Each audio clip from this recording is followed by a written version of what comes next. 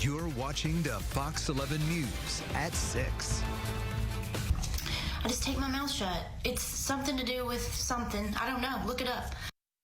Most of us are looking to get healthier, and we're not asking our doctors about it. TikTok and other socials are full of videos offering the latest health hack, everything from drinking olive oil to taping your mouth shut at night. Dr. Geeta Nayyar is the author of Dead Wrong, Diagnosing and Treating Healthcare's Misinformation Illness. And Dr. G is joining us now. Good to have you. I haven't seen this taping your mouth shut trend. Why are people doing this? Do I want to know? And this is specifically at night. Well, I got to tell you, first, thank you so much for having me. I mean, to me, this sounds about as effective of a weight loss strategy as it is for snoring. So it is, again, a great prime example of mis and disinformation. It's simply not true. So how do you know what is true and what isn't true other than common sense? Well, look, I think the reality is we're living in a tech-forward world, right? And we're living in a post-pandemic world where everyone is hungry and thirsty for health information. And as a physician, I'm excited that people want to be knowledgeable about their health. But the truth is you need to be mindful that not everyone that is an expert on social media or online is a true licensed healthcare professional. So number one, you want to look at the source. Is this grounded in evidence? Is this evidence-based medicine found in medical journals? And is this duplicated and replicated across the industry of medicine as a standard? Secondly, you want to look for wild claims, right? Curing male pattern baldness. The cure to a complicated scientific problem is generally not that simple. So being mindful of really extreme claims. Also checking to see what is it that they're selling, because often that's one of the biggest red flags, is that some supplement, some lifestyle choice is being sold, or some subscription is being sold. So those are some quick ways to know, but ultimately you really want to make this decision with your doc. And I often sit down with patients and say, hey, I want you to read, I want you to know about your diagnosis, I want you to ask me questions. Here's the top 3 websites I recommend, or here's some of the influencers that I follow, but that are reputable and credible. Okay, well, I'm just going to jump to that then. Who are those reputable people on social media to follow to get this pertinent and accurate non-misinformation?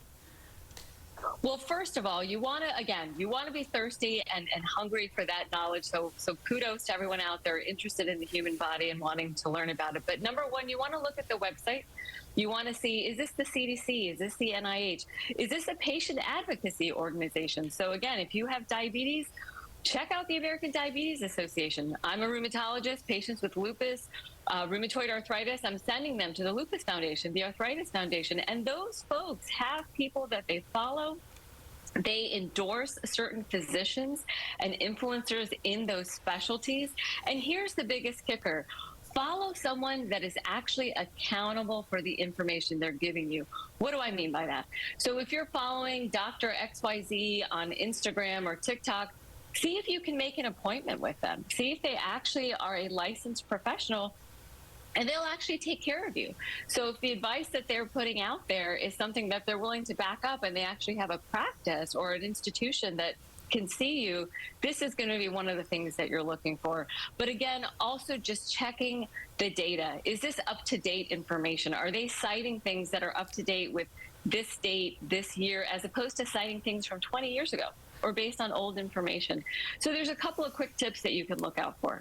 Yeah, and if they do have a practice, then they could potentially get sued if they give you misinformation, just like news organizations that could get sued for misinformation versus random generic people on X who don't give their names. So just last month, the Surgeon General of the U.S. called for a warning label on social media platforms.